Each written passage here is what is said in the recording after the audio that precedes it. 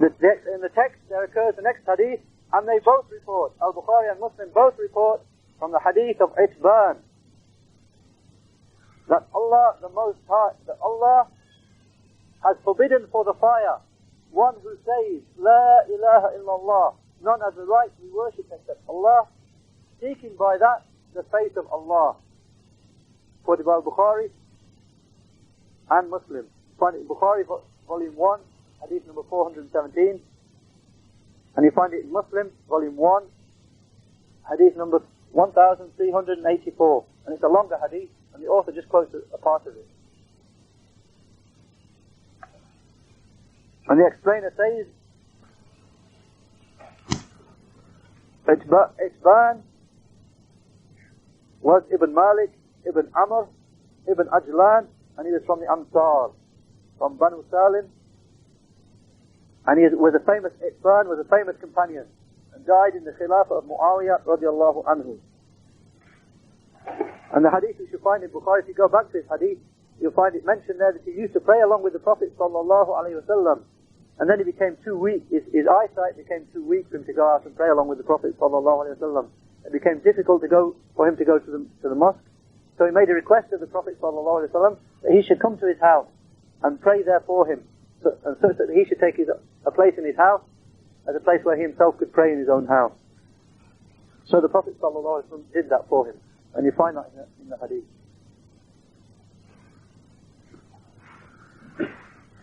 He's saying, the explainer says, and they both report from the hadith of Itban, then Allah has made forbidden for the fire one who says that none has a right to be worshipped except Allah, seeking by that the face of Allah. He's saying, they both report, meaning Al-Bukhari and Muslim. And this is a long hadith which the author here has abridged, and is mentioned only from it only that which agrees with the chapter heading, being the excellence of Tawheed. He's saying, as occurred. He says, and this is its true meaning. This is its true meaning, which is proven by this word. That one who says, La ilaha illallah, seeking by that the face of Allah, meaning he says it sincerely, purely and sincerely.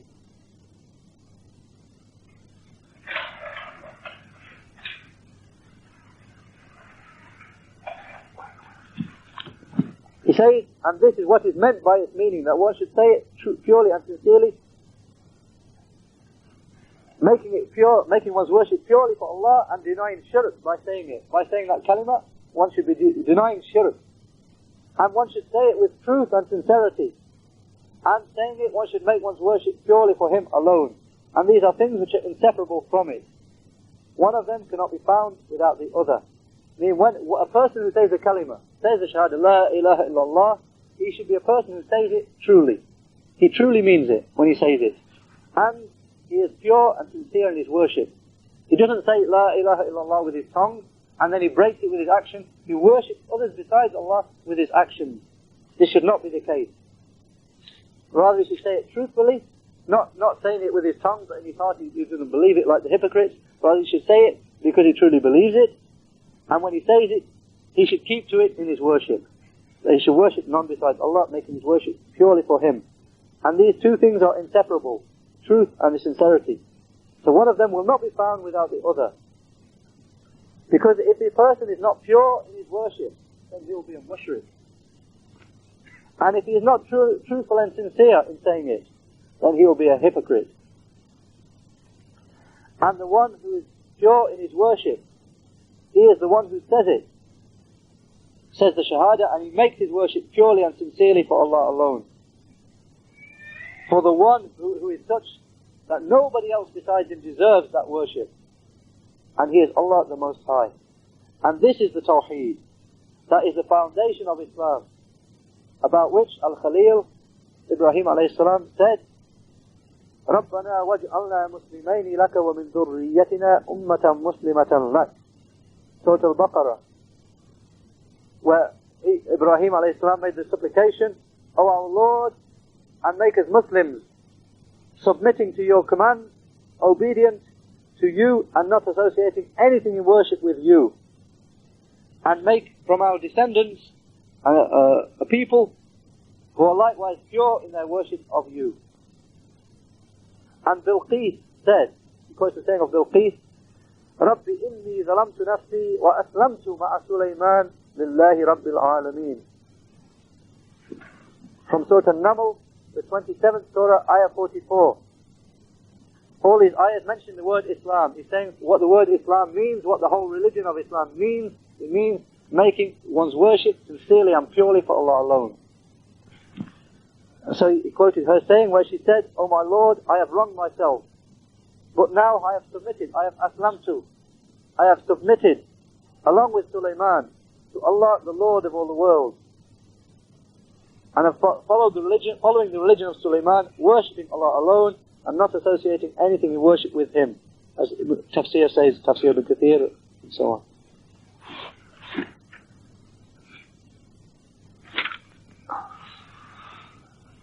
And as the Khalil Ibrahim alayhi salam said, that he quotes Surah Al-An'am, the 6th Surah, Ayah 79, إِنِّي وَجَّهْتُ وَجْهِيَ لِلَّذِي فَطَرَ السَّمَاوَاتِ وَالْأَرْضِ حَنِيفًا وَمَا أَنَا مِنَ الْمُشْرِكِينَ. The Hanif Ibrahim alayhi salam said again, "Indeed, I have turned my face sincerely in worship to the one who created the heavens and the earth. Hanifan, meaning a person who I am free from shirk. I am free from committing shirk. And I am not from the mushriks, meaning I am not upon their way and I am not upon their religion."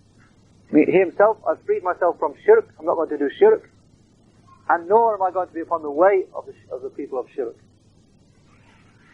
And the explainer says on the Hanif, he is the one, all this being an explanation from the explainer about what is meant here, that one who says the Shahada, seeking by that the face of Allah. He explains, saying the Shahada means what? You say it with truth and with sincerity, and making it upon Islam, Islam being that, making one's worship purely and sincerely for Allah alone. And then he gives those ayahs to show where the word Islam is used, and says this is what Islam means. And he says the Hanif, Ibrahim alayhi salam, is described as the Hanif. He is one who does. One, he abandons shirk altogether. He's a person who abandons shirk altogether. And two, he disassociates and declares himself free from it, from shirk. And three, he separates from its people. He himself is not upon shirk. He abandons shirk altogether. He frees himself from shirk. And three, he separates himself from his people. And four, he is an enemy to its people. He is an enemy to the people of shirk. And five, he makes his actions, both the inner actions of his heart, and the outer actions, he makes them sincerely and purely for Allah alone. As Allah the Most High said, وَمَنْ يُسْلِمْ وَجْهَهُ إِلَى اللَّهِ وَهُوَ مُحْسِنٌ فَقَدْ اسْتَمْسَكَ بِالْعُرْوَةِ الْوُثْقَى. Surah Luqman, the 31st Surah, Ayah 22. And one who does Yuslim Wajha, one who submits his face, the same root again of Islam, one who submits his face to Allah. Meaning one who turns his face to Allah, in explanation they say one who turns his face to Allah and makes his actions purely for him and obeys him and follows his legislation. And he is a muhsin, he is a doer of good. Meaning, in doing his actions, he follows that which and does that which is commanded, and he leaves that which is forbidden from. Then he has hung on to the trustworthy handhold.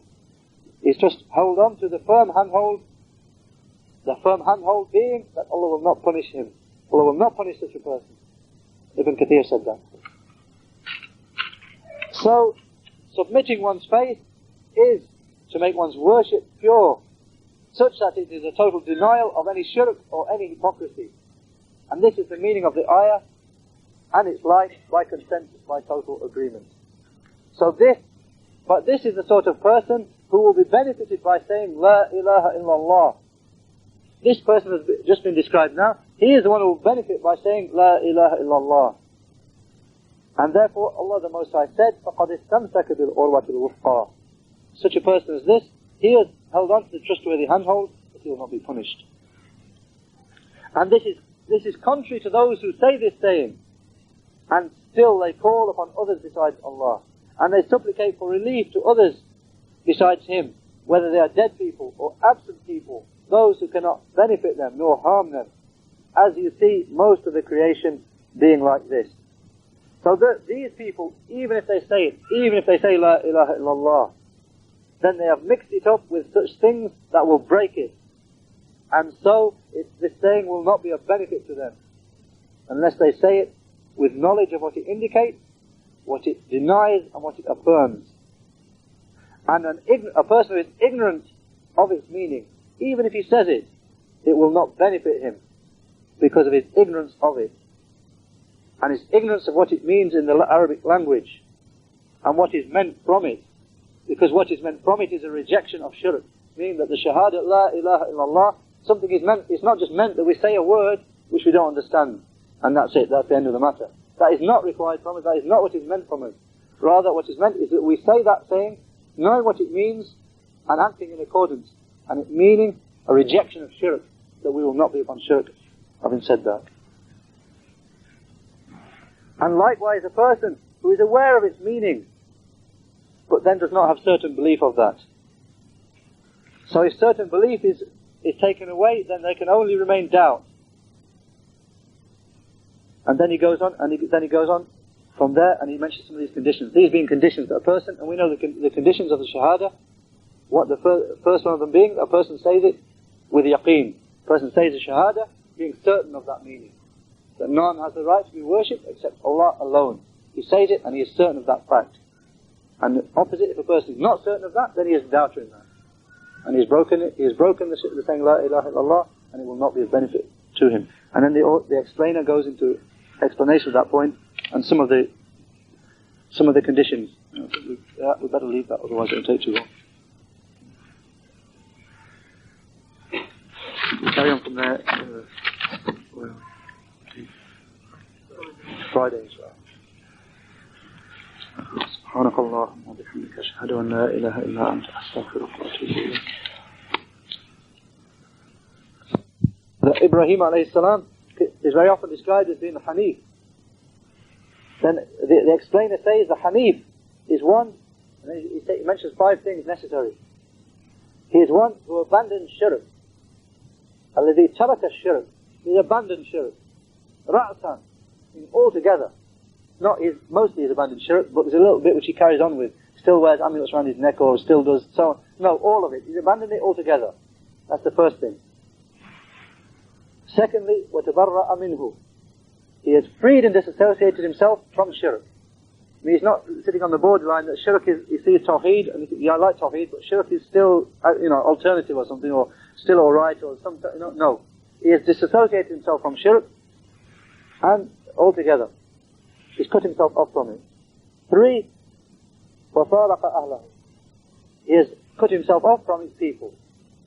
He's not anymore allied with the people of shirk, in an alliance with them. He thinks, I'm a person of tawheed, but I've got an alliance with this party or these people, and they're mushriks, but I'm whatever. And he still has alliance with those people of shirk. No. He has disassociated himself from his people. وَعَادَاهُمْ. And he's become an enemy of them. And as we know, Ibrahim alayhi salam did all of these things. We know that from his life story. And he's become an enemy of them. And the 5th point, وَأَخْلَصَ أَعْمَالَهُ الْبَاطِنَ وَالظَّاهِرَ لِلَّهِ وَحْدَهُ. That he has made all his inner actions and his outer actions, his actions of the heart and his tongue and the body, all of his actions, inner ones and the outer ones, he makes them purely and sincerely for Allah alone. He doesn't worship Allah and then just one day in a year or one day, then he goes to a grave and seeks some intercession from somebody in the grave. No. All of his actions, every single one of his actions of worship, he makes purely and sincerely for his Lord alone. And they're the 5 things he mentioned.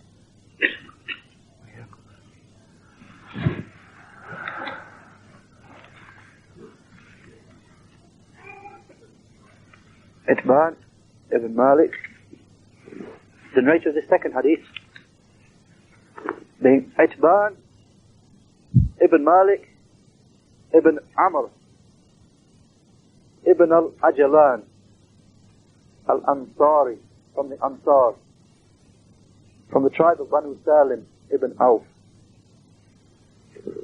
famous companion who died in the Khilafah of Muawiyah radiallahu anhu. Then to continue with the explanation of Kitab al-Tawheed, then we're still on the second chapter, and we'd reached the hadith of Itban, with the wording, and this being part of the hadith, that Allah has made forbidden for the fire one who says that none has the right to be worshipped except Allah, seeking by that the face of Allah.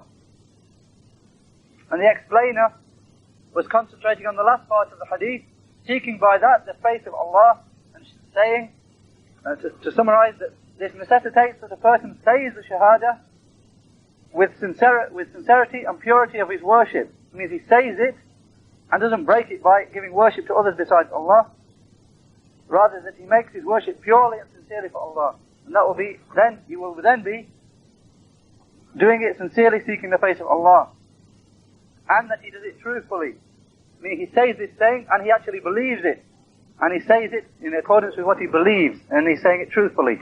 And that both these are essential. Just as it is essential that he knows the meaning of it and what it denies and what it affirms. It denies worship for everything besides Allah and affirms worship for Allah alone. So in other words, he was commenting on some of the conditions of the Shahada. The conditions that should be well known, the conditions for the saying of the Shahada, in order that the person saying La ilaha illallah should benefit him. So he reached the point where he says, to go back slightly, so it will not benefit the person who says it. It will not benefit him unless he says it with knowledge of what it denies and what it affirms. And the one who is ignorant of it, even if he says it, then it will not benefit him because of his ignorance of its true meaning in the Arabic language.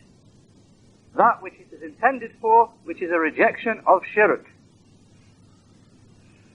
Likewise, if he is aware of its meaning, but is then not certain, does not have certain belief upon that, then if certain belief is not found, then doubt will be present. And he's saying, obviously, doubt, just as certainty, certain belief, yaqeen, is one of the conditions for saying La ilaha illallah. But obviously the first condition being knowledge, and the second being certainty. They say that the opposite of certainty is doubt. So if a person says the Shahada being doubting it, then he is not fulfilled his conditions. It will not benefit him. And he says, indeed, this is a restriction that is mentioned. Because obviously you'll find some texts that say, whoever says La ilaha illallah will enter paradise. Some texts with no restrictions mentioned. But then you'll find other texts which mention restrictions here, as in this one, the hadith of the chapter, seeking by that the face of Allah. He who says, the one who says La ilaha illallah, seeking the face of Allah. So it's not allowed for us when the Prophet ﷺ lays down a condition, mentions something, to then ignore that thing. The Prophet ﷺ mentioned it because it's important. So here he mentioned seeking by that, saying La ilaha illallah, seeking by that the face of Allah, and the explainer explained what that meant. And here he says, and there's a further hadith where the Prophet ﷺ said that he who says La ilaha illallah, غير shakin, not doubting about that. In other words, there's a further hadith here which says that he who says the Shahada, having no doubt about that. So saying it and not having doubt is a further condition. One of the conditions is not to have doubt. In other words, to have certainty, the opposite of doubt. And that hadith is reported by Muslim from Abu Hurairah radiallahu anhu, that the Prophet sallallahu alaihi wasallam said, I testify that none has the right to be worshipped except Allah, and that I am the messenger of Allah. No slave will meet Allah with these two sayings, not doubting about them, not have any shak, غير شاك فيهما, not having any doubt about either of them, except that he will enter paradise. So the Prophet ﷺ mentioned not having doubt as being a condition for acceptance of the Shahada. And that hadith you'll find in the translation, Sahih Muslim, volume 1, hadith number 41. So the explainer continues, therefore, it will not benefit, the Shahada will not benefit except one who says it with knowledge, ilm, and with certainty, yaqeen, of his saying, with truthfulness, truthfully from his heart, and purely from his heart. And likewise, one who says it and he is not truthful in his saying, then it will not benefit him, due to the fact that his heart is saying something contrary, his heart is upon something contrary to his tongue, as is the condition with the hypocrites, those who say it with their tongues, that which is not in their hearts. As occurs at the start of Surah Al-Baqarah, where the hypocrites are described, being those who say that we believe with their tongues, whereas in their hearts they're unbelievers. So those who say the Shahada with their tongues, and they do not believe it in their hearts, likewise it will not benefit them. He says, and this is the condition, likewise this is the condition of the mushrik. Meaning a mushrik, a person who does shirk, even if he says the Shahada, likewise it won't benefit him either. Because it will not be accepted from a mushrik.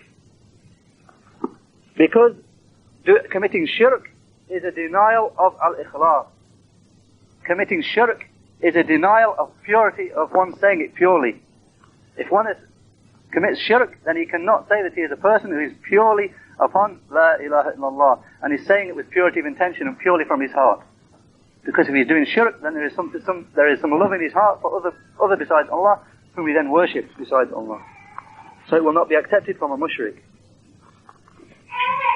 And due to what this saying indicates or follows on from it necessarily, that is a denial of shirk, and the necessity of freeing oneself from shirk, and of making one's worship purely for Allah alone, giving no partner to Him.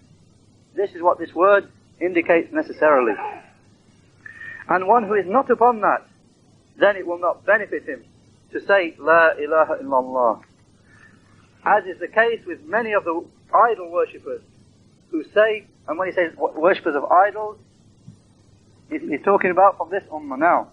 He says those idol worshippers who say La ilaha illallah, and yet they deny what this word indicates with regard to purity of worship, and they are enemies of its people, the people of Tawheed. You'll find that these worshippers of others besides Allah from this ummah, they are enemies of the people of Tawheed, and they assist shirk, and they assist the people of shirk. Whereas, and then he goes back now to say what the true meaning of the Shahada should be. He says, whereas the Khalil, Ibrahim alayhi salam, when he said this word to his father and to his people, he said, إِنَّنِي بَرَاءٌ مِّمَّا تَعْبُدُونَ إِلَّا الَّذِي فَطَرَنِي فَإِنَّهُ سَيَهْدِينَ وَجَعَلَهَا كَلِمَةً بَاقِيَةٌ فِي عَقِبِهِ. Surah Al-Zukhruf, the 43rd surah, 26 to 28. That noble prophet, the father of the prophets, who is described as an example for us, his way in the religion, the way that we are to follow, what he said, and he was the person of Tawheed, what he said was, I am free from that, to his father and to his people, I am free from that, what you worship, whatever you worship. I am free from whatever you worship, except for him who created me, because he will guide me. And he made it, Allah made it a saying that remained, or to persist, in his offspring, in the offspring of Ibrahim. So even until, from the time of Ibrahim alayhi salam, even until the time of the Prophet sallallahu alayhi wa sallam, it remained, that saying remained. Even though the people twisted and so on, saying remained. And it is, that saying that remains is La ilaha illallah. And Al-Khalil here, Ibrahim alayhi salam, he mentioned it in this ayah in its meaning. That which it is placed with regard to its meaning, and which it indicates, and it is to free oneself from shirk and to make worship purely and sincerely for Allah alone, and to attribute no partner to Allah in it, as has been affirmed already. Then he says, and likewise, one who says the Shahada, but he doesn't accept what it demands with regard to making worship purely for Allah, then his saying this word will be a lie from him.